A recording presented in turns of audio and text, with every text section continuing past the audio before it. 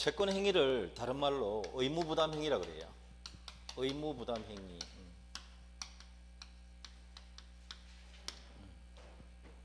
그 다음에 이제 처분 행위는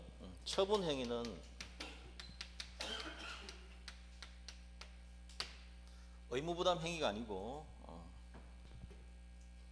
어떤 게 있는가 하면 물권 행위, 준물권 행위, 준물권 행위가 시험에 나온 게 있습니다. 건물을 양도하게 되면 소유권 넘기는 거잖아요. 그게 처분행위란 말이에요. 소유권 넘긴다, 처분. 그런데 준물권 행위는 소유권 넘기는 게 아니고 채권 넘기는 채권 양도. 이게 시험에 한번 나온 적이 있어요.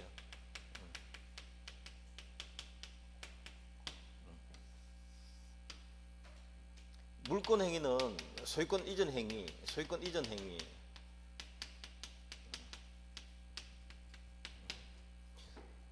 전세권 설정 행위,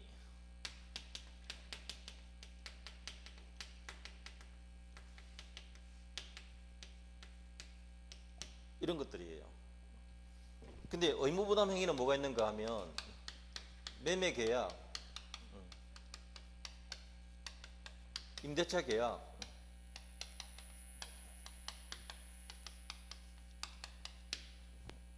이런 것이 채권 행위인데, 특히 매매계약은 매매계약하고 나면 그 다음 뭘 해야 되는가 하면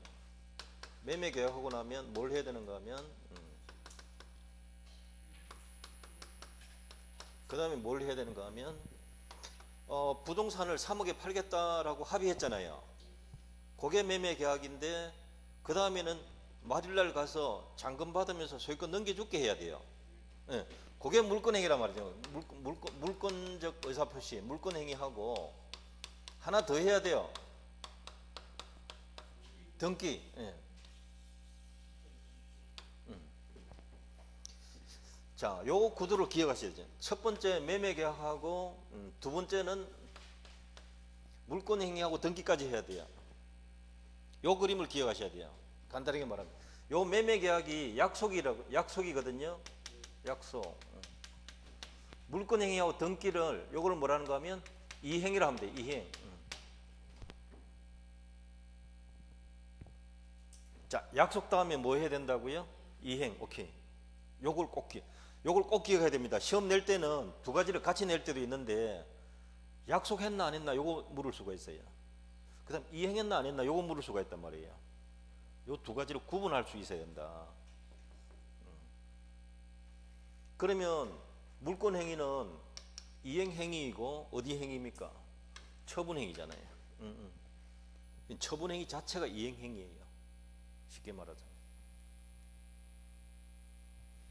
채권행위는 약속이고 이행 의무가 남아있으니까 뒤에 의무를 부담하고 있다, 이렇게 말하는 거예요.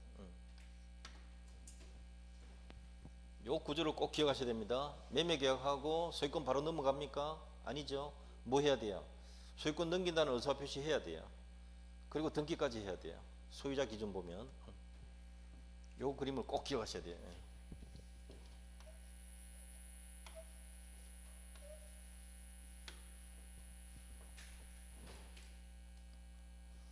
자, 그래서 여러분 이 도표를 보시면 왼쪽 페이지 36페이지 도표 보시면 채권 행위에 동그라미 3번 보시면 의무부담 행위 예를 보면 매매 임대차 나와 있죠. 예, 그 다음에 특징이 뭐냐면 기억, 니은 이걸 읽어야 돼요. 채권 행위는 당사자 간의 약정만으로 성립한다. 행위자에게 처분 권한이 있어야 된다, 없어도 된다? 없어도 된다. 그게 포인트예요. 이런 걸 시험 낸단 말입니다. 그래서 니은에 보면 자기 소유 아닌 아버지 명의로 된 부동산을 매매하기로 계약서를 작성한 것, 이거 타인 소유 물건 매매하기로 하는 약정인데 이 채권 행위는 유효입니까, 무효입니까? 유효다. 그 다음 무슨 문제가 남는다? 이행 문제가 따로 남을 뿐이다. 이걸 꼭 이해를 하셔야 된다. 그 다음에 처분 행위는 직접 권리 변동을 초래하는 법률 행위. 그게 처분행위예요. 첫째 줄에 1번에 있습니다. 뒤에 둘째 줄에 이행 의무 남는다 남지 않는다. 남지 않는다. 그 자체가 이행이거든요. 자, 오른쪽 페이지 보시면 위에서 셋째 줄 저당권 설정, 전세권 설정, 지상권 설정 이런 게 뭐라고요? 물권행위, 처분행위다. 그 다음에 채권 양도는 준물권행위다. 나와 있죠? 그 두 가지 구분하시면 첫째, 둘째 구분하면 되고 특징 보세요. 동그라미 4번에 처분권한 없는 자의 처분행위 뭡니까? 무효입니다. 요게 다릅니다. 처분권한 없는 자의 채권행위는 유효인데 처분권한 없는 자의 처분행위는 무효입니다. 그게 다르니까 꼭 주의하셔야 됩니다. 바로 밑에 도표도 참고해도 됩니다. 자, 법률의 목적 나와 있는데 목적이라는 게 내용입니다. 거래 내용. 목적이 확정 가능하거나 실현 가능해야 되고 적법해야 되고 사회적 타당성 갖춰야 된다. 이 부분인데요. 타당성이 있을 것.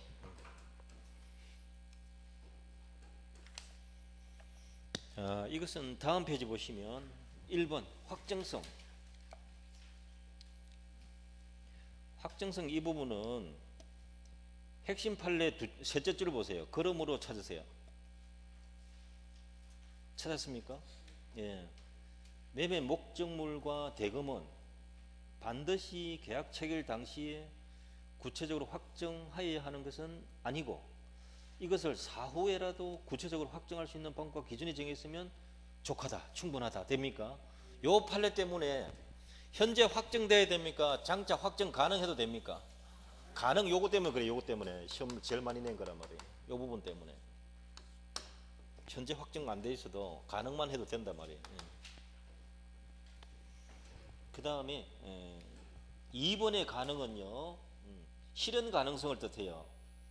그게 제일 밑에 동그라미 1번 찾으세요. 왼쪽 페이지 동그라미 1번 법률적인 목적의 실현 가능성.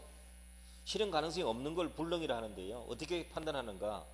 사회통념에 따라 판단한다. 어떻게 판단한다고요? 사회통념 기준이다. 물리적 기준이 아니라 물리적 가능성 기준이 아니고 사회통념 기준으로 거래관념 기준으로 구분한다. 가능하지 않으면 이걸 뭐라 하는가? 불능이라 해요. 불능. 불능은 우리 민법에 두 가지가 있습니다. 원시적 불능과 후발적 불능 두 가지가 있어요.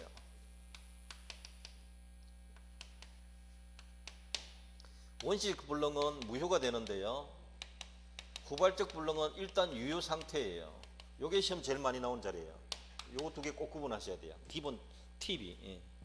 나중에 내용은 그냥 읽어가도 되는데 요거 때문에 자꾸 시험 내는 거란 말이에요.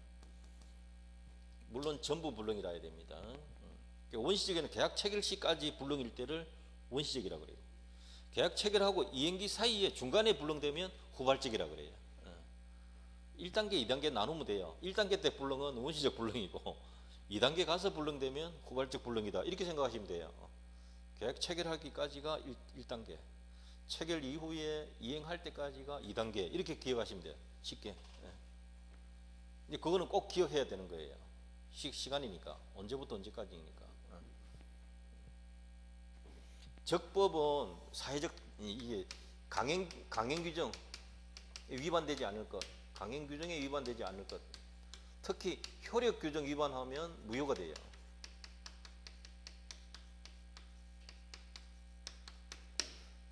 효력 규정 위반하지 아니할 것 이 뜻이에요. 적법. 이때 법이라는 게 강행 규정을 뜻합니다. 단수 규정 위반해도 유효거든요.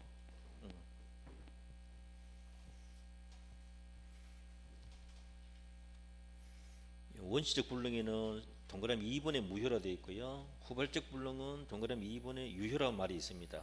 그거를 일단 구분하는 게 제일 중요합니다. 그 다음에 제일 밑에 강행규정, 임의규정이 있는데 당사자 특약으로 배제 못하는 것이 강행규정, 특약으로 배제할 수 있으면 임의규정. 이렇게 하시면 돼요.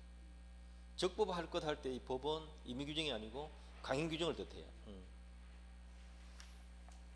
다음 페이지 보시면 그 제일 위에 도표 있죠. 요걸 한번 봐두세요. 이게 시험 많이 나왔던 자리예요. 명의신탁 첫 번째, 이거 강행 규정입니다. 명의신탁 무효입니다. 무효가 돼요. 공익법인 기본재산 처분할 때 주무관청 허가 받아야 돼요. 허가 안 받으면 무효입니다. 그게 토지거래 허가제도 강행 규정입니다. 초과 중개수수료 강행 규정입니다. 최고이자 제한 강행 규정입니다. 그 정도 제목만 기억해도 되는 거예요. 바로 옆에 오른쪽에 보시면 중간생략 등기 단속 규정입니다. 이게 시험 제일 많이 나온 거예요. 횟수로 치면 국민주택 전매 제한 뭐 몇 개월 안에 전매하지 마라 이런 게 있는데 이거 위반해도 단속 규정이에요. 무효는 아니에요. 유효예요. 거래가. 그 다음에 새로 나온 게 그 4번이 하나 있는데 제일 밑에 그 핵심 판례 4번 제목 보세요. 중개사와 의뢰인 간의 직접 거래 이거 하지 말라고 되어 있는데 효력 규정이다 단속 규정이다. 단속 규정이다. 새로 나온 판례니까 한번 제목만 봐두세요. 2017년도 참고만 하세요. 자, 그 다음 오른쪽에 사회적 타당성인데요. 민법 103조입니다. 선량한 풍속 기타 사회질서에 위반한 사항을 내용을 하는 법률 행위는 무효로 한다. 이렇게 돼요. 선량한 풍속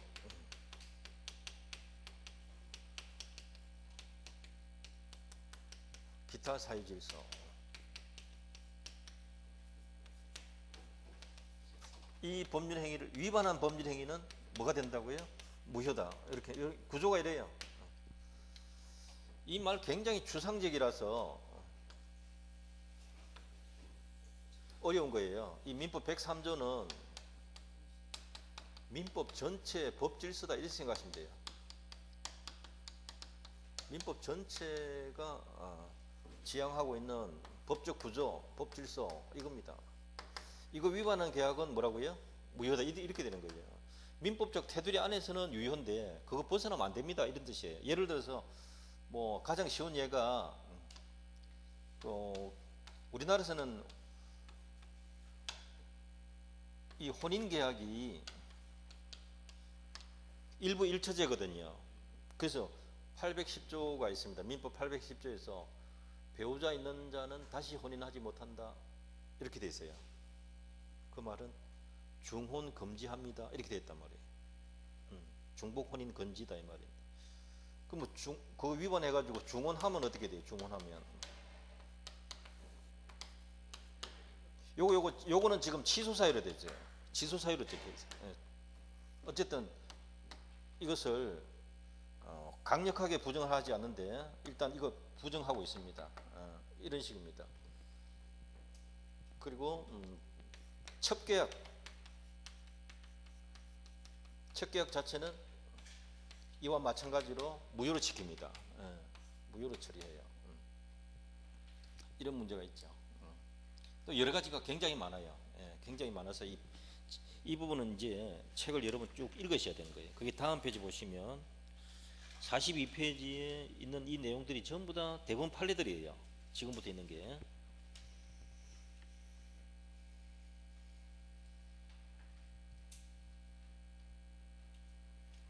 그러면 이게 이제 42페이지 제일 위에 언제 기준이냐 반사회적 기준 그 동그라미 2번에 둘째 줄 끝에 보면 언제 기준입니까? 반사회적 법률행위 당시 법률행위 시 기준 법률행위 당시 기준으로 판단한다. 나중에는 알게 돼도 상관없다 이 뜻이에요. 법률행위 할 때 몰랐으면 반사회적이 아니다 이 뜻이고요. 그 다음에 이제 2번에 동그라미 2번 보시면 뭐가 있는가 하면 법률행위 동기가 반사회적인 경우를 동기의 불법이라 그래요. 법률행위 하게 된 이유가 반사회적이다 이렇게 된다면 동기의 불법이라 그래요. 이 동기의 불법은 셋째 줄에 보시면 됩니다. 판례는 표시되거나 알려진 경우 그 동기가 반사회적인 경우에는 법률행위가 무효가 된다 나와 있죠. 그 판례를 이해하시면 되는 거예요. 동기가 표시되거나 동기의 불법이 표시되거나 알려진 경우에는 법률행위 전체가 무효가 된다. 이걸 동기의 불법이랍니다. 자주 나오진 않는데 문장이 이렇게 한번 튀어나올 때도 있습니다. 판례가. 자, 그 다음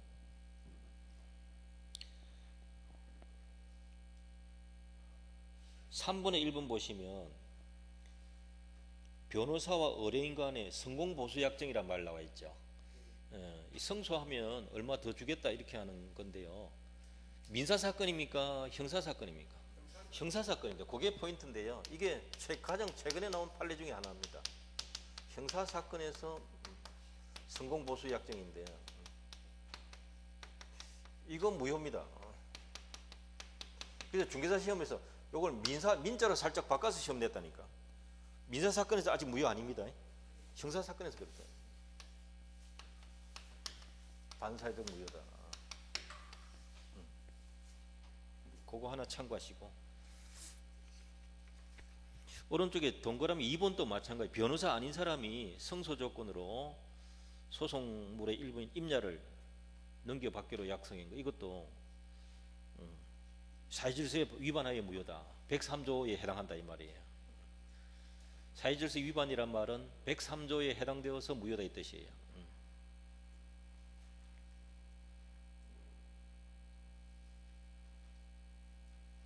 동그라미 4번의 일부 일처지에 반하는 첩계약도 역시 무효다. 예. 되시죠? 뒤에 판례들이 굉장히 많은데요. 일단 참고하시고 다음 페이지 하나 넘어가 봅니다. 한 페이지 더 넘겨보시면 46페이지 반사회적 법률행위 효과 보시면 무슨 무효라 해놨습니까? 절대적 무효다. 이 말뜻을 꼭 주의하셔야 됩니다. 절대적 무효라는 말은 모든 사람에게 무효다. 즉, 이 무효를 가지고 선의 제3자에게도 대항할 수 있다 없다. 대항할 수 있다. 요거 조심하셔야 돼요. 요거 꼭 조심하십시오. 선의 제3자에게도 무효 주장할 수 있다. 그게 중요합니다. 여러분 책에는 유효 주장할 수 없다 그래놨죠. 같은 말입니다. 무효 주장할 수 있다 해야 되고, 또 동그라미 2번은 이것을 추인하자, 새로운 법률로 인정하자. 된다 안 된다? 안 된다. 추인해서 새로운 법률 행위도 안 된다. 추인이 안 된다.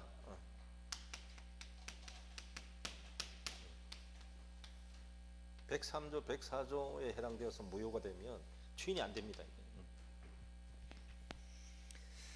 그 다음에 이제 갈로 2번에 무효가 되면요, 무효가 되면 이 뜻을 하나 기억합시다.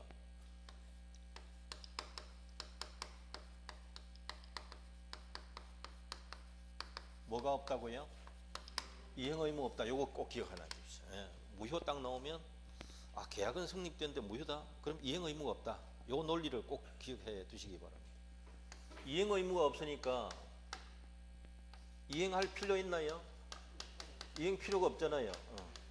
근데 먼저 저어버릴 수도 있거든요. 이미 이행된 건 뭐냐? 이미 이행한 것, 무효인 줄 모르고 이미 이행한 것, 요걸 뭐라는가 하면 부당이득이라고 해요. 그러면 이거는 돌려줘야 돼요. 돌려주는 사람은 의무로 하면 되고요. 돌려달라고 하는 사람은 청구라고 하면 돼요. 청구권. 그냥 그대로 읽어봅니다. 부당이득 반환 의무, 부당이득 반환 청구권. 되시나요? 이 용어를 쓰는 거예요. 이걸 좀 익혀야 된단 말이에요. 부당이득은 언제 생기는 거예요? 무효 취소됐을 때. 거꾸로 기억해도 돼요. 무효 취소됐을 때 돌려달라가 뭐라고요? 부당이득. 오케이. 그렇게 기억하시면 돼요. 근거 없는 이익인데요. 돌려달라 이 말입니다.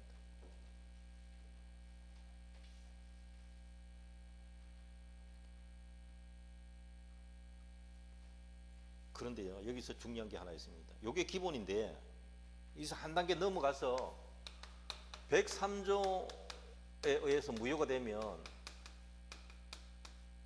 못 돌려받습니다. 여기는 돌려달라 할 수 있댔죠. 근데 103조 무효 딱 되면 여기서는 못 돌려달라 해요. 그게 이름이 따로 하나 있단 말입니다. 이렇게 말해요. 불법원 인급이라 그래요.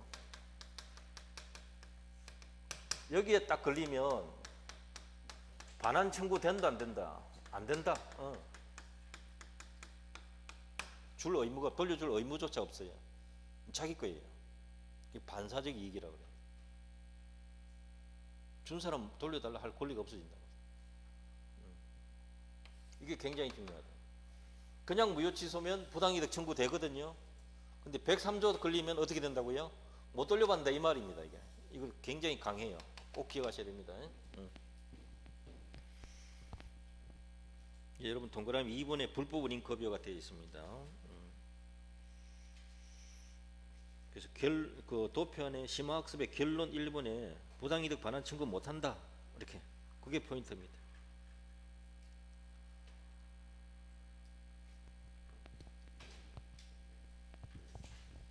가장 쉬운 예가 여기에 있습니다. 이게 시험에 한번 나왔는데요. 감남과 을려가 남자로 칩시다. 그냥 옛날에 시험 나온 대로 1년 동거 계약한다. 첫 계약 체결했고요. 감남이 을려에게 아파트 이전 등기 하나 해줬단 말이죠. 사가지고 되시나요? 요 사건이다. 을이 나중에 이것을 첫 계약하고 산 친구 을이 친구 병한테 팔아먹었습니다. 아시겠어요? 요거 다 알고 있습니다. 알고 있다는 뭐라 해요? 악의 병. 매도하고 이전 등기 다 받았다면 병이 또 사기 샀단 말입니다. 자, 이런 경우입니다. 요거 분석하는데요. 첫 계약은 민법 103조 딱 걸려서 무효란 말이에요. 요 말 이해되시죠? 근데 이렇게 이미 줬잖아요. 요거는 뭐냐면 민법 746조 여기 불법원 인급에 딱 걸려요.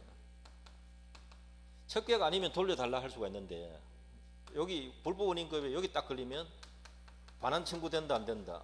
안 된다 이 말입니다. 안 되니까 결국 아파트 누구 겁니까? 을 소유란 말이죠. 소유자로부터 샀기 때문에 선악불문하고 병은 취득하는 겁니다. 아시겠어요? 그래서 여기서는 시험이 악의인 병은 취득 못한다가 잘 나온다. 그거 찾으면 틀린 거라고요. 소유자 앞사람 찾아야 돼요. 앞사람이 소유권 있나 없나 찾으면 돼요. 소유권 있으면 그 뒷사람은 선의 악의 안 따집니다. 따질 필요 없다. 무조건 취득합니다. 앞사람이 소유권이 있으면 뒷사람은 소유권 안 따져도 돼요. 무조건 취득합니다. 선악 안 따져도 된다. 그럼 이런 게 이제 시험에서 가본 악의 병에게 반환 청구할 수 있다 하면 틀린 말이죠. 안 되잖아요. 이미 을이 취득해버렸고 또 병도 취득해버렸단 말이에요. 돌려달라면 못해요. 그렇다고 을이 병한테 돌려달라 할 것인가? 안 되죠.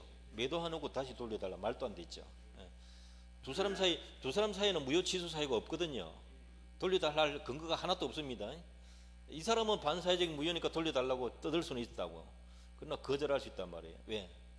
반환 청구 못하게 돼 있으니까. 그 뜻이. 요게 시험에 한번 나왔던 사례 중에 하나입니다.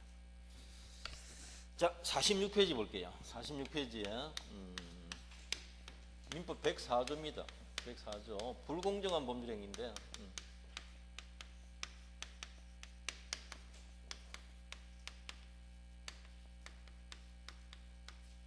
요 법 전문에 보시면 당사자의 궁박, 경솔 또는 무경험으로 인하여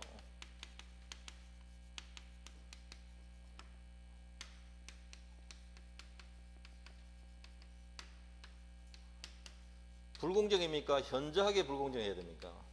예, 현저하게 이게 들어가야 돼요. 현저하게 불공정한 법률행위는 뭐라고 해놨어요?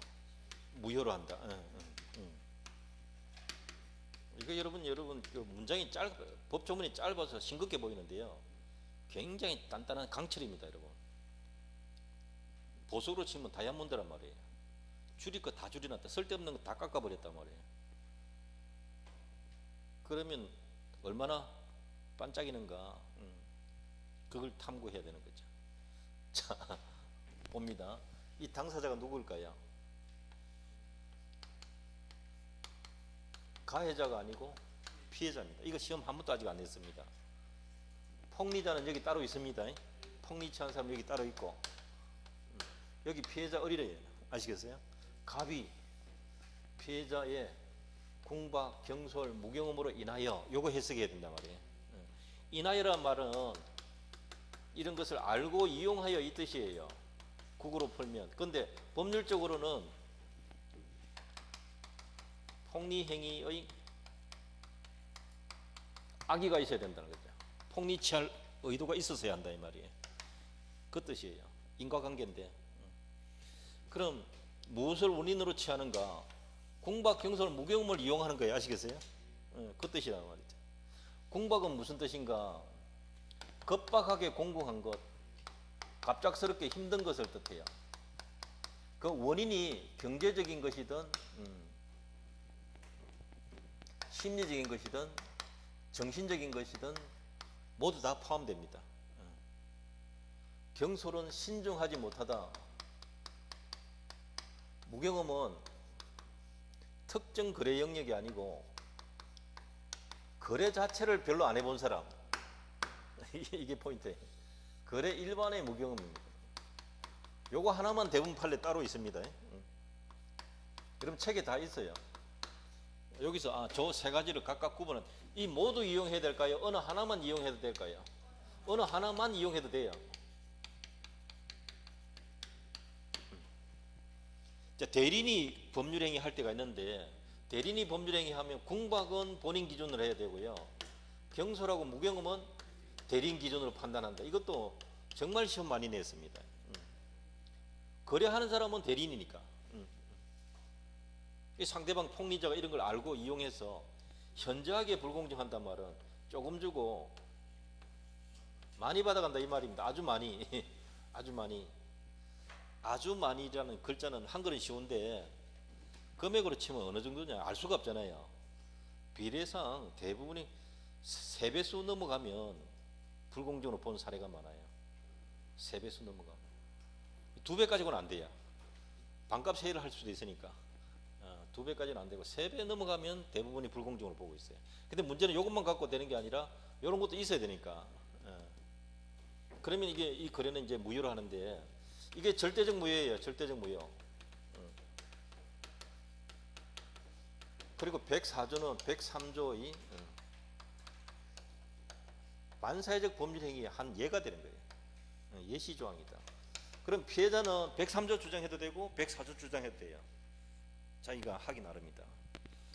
자, 여기서도 중요한 것은 폭리자는 불법 원인 급여 딱 걸려요. 폭리자는 매매 대금 못 돌려받아요. 불법 원인 급여 딱 걸려서 반환 청구 못 하는데, 피해자는 불법이 없거든요. 이 사람은 반환 청구 할 수 있어요. 내 부동산 돌려다오. 아까 103조에서는 거래 당사자 모두가 다 불법 원인이 돼서 못 돌려받는데, 여기서는 달라요. 한 사람은 돌려받을 수 있어요. 폭리자만 못 받아요. 요게 차이점이 있습니다. 요런 내용인데, 실제로 이런 사례가 한번 나오는데, 이게 이제 어떤 경우가 또 이런 게 적용이 되고 안 되고 하는가 하면, 매매 같은 경우에 적용될 수밖에 없는데, 정려는 한쪽에서만 주는 거니까 104조가 적용된다 안 된다? 안 되고요. 경매도 높은 가격이 낙찰되기 때문에 104조가 적용이 안 되는 겁니다. 이게 시험 굉장히 많이 나왔습니다. 근데 채권 포기라는 사건이 하나 있는데, 요거는 104조가 적용될 수 있다는 판례가 하나 있습니다. 그 다음에 또 요약하면 이 104조는 추인은 안 돼요. 추인은 안 돼. 유효로 합시다. 그건 안 된다 이 말이에요. 근데 104조 무효된 것을 전환은 해줄게. 요거는 가능하다. 살릴 수 있는 부분만 살려줄게. 요게 또 가능하단 말이에요. 요런 구조적인 게 있다 이 말이죠. 요런 거는 이제 옆에 적어 두시고 요약해두고 시험 칠 때 보면 되는 거예요. 요 내용 자체를 이해를 해야 돼요. 이게 내용이 생각이 나야 지금 시험 떡 쳤는데 이게 104조 문제인지 107조 문제인지 구분이 안 되면 뭐 어떻게 골라냅니까? 못 골라내지. 문제를 턱 봤는데 108조 통정 문제다. 이해되죠? 109조 차고 문제다. 이게 탁 빨리 와야 돼. 그러면 자기가 공부했던 게 싹싹 들어온단 말이에요. 이렇게 눈에 보이고. 법 조문을 반드시 여러 번 읽으세요. 그게 중요해요. 그리고 기억이 잘 안 나면 해설된 걸 쭉 읽으시고 조문은 반드시 읽고 넘어가야 된다. 그게 짧게 공부할 때는 조문만 읽어도 1시간 만에 책 반 페이지 반권 이상 읽을 수 있어요. 조문만 보는 방법. 조문 보면 우리가 공부했던 기억이 좀 나거든요. 그러니까 빨리 회상시키는 게 중요하단 말이에요. 처음 공부할 때는 이걸 좀 상세히 공부해야 돼요. 시간이 걸리는 거죠. 이렇게.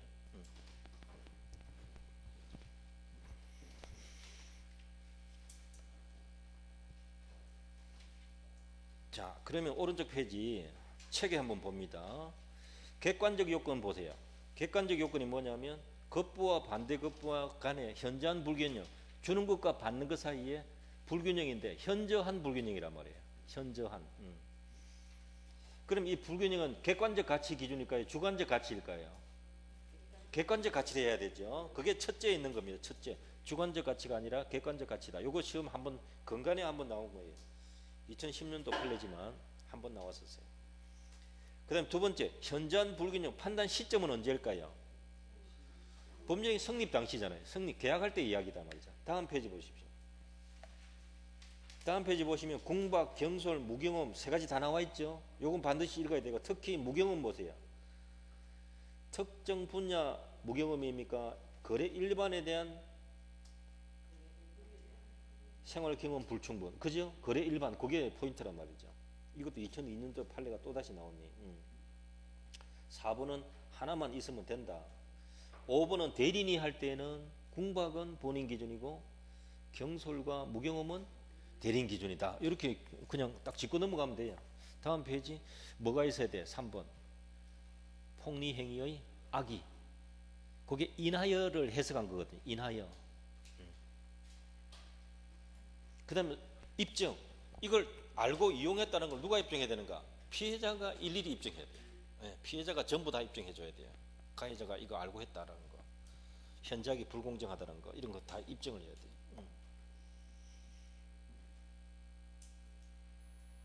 그 다음에 효과에 1번 잠깐 놔두고 2번 보세요. 추인 됩니까 안 됩니까? 추인 안 된다 돼 있고요. 3번에 부재소합의. 이거 읽을 때요 저처럼 읽으시면 돼요. 부하고 띄워서 읽어야 돼요. 부재소. 소 제기하는 걸 재소라 하거든요. 안 하는 것을 부자 붙이는 거라. 그러니까 부자하고 제자하고 띄워 읽어야 돼요. 부재소합의. 그게 정확한 명칭이에요. 나중에 알게 나면 그냥 부재소합의 해도 다 알아들어요. 처음에 할 때는 부재소합의라는 말이에요. 뭔 말인지 알겠죠? 아니 불공정한 행위 해놓고 피해자 보고 나중에 소송도 하지 마라 이러면 두 번 죽이는 거죠. 그러니까 부재소합의도 무효입니다. 그것도 시험 몇 번 나왔고. 4번은 무효행위 전환은 가능합니다. 그 판례 둘째 줄에 있습니다.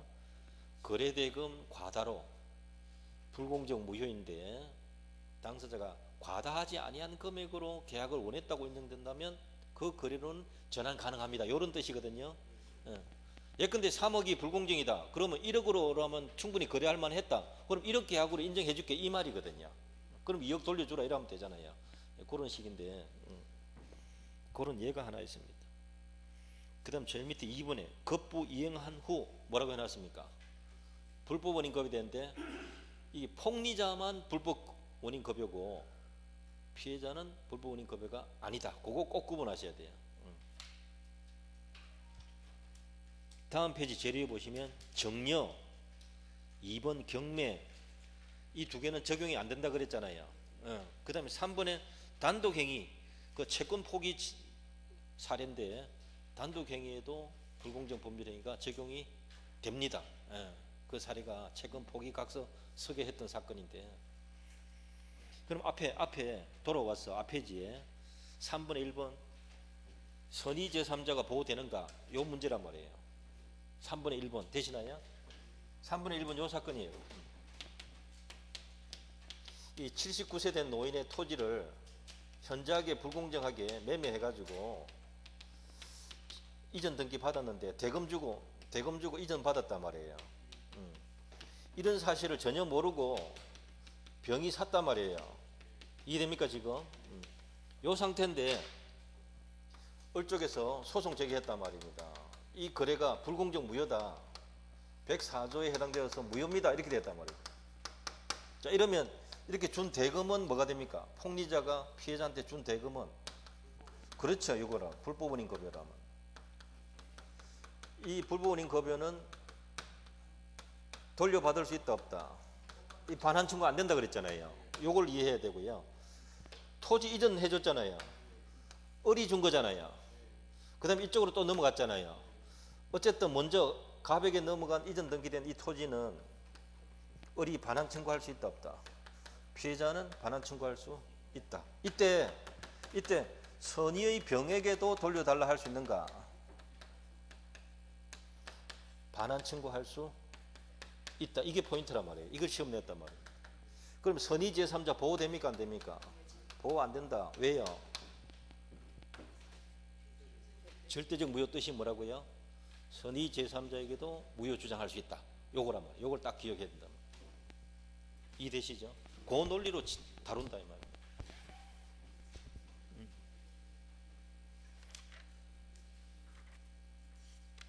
저거 사례 그대로 시험 냈습니다. 자, 일단 거기까지 하고요. 법률행위 해석 다음 시간 또 보도록 합시다.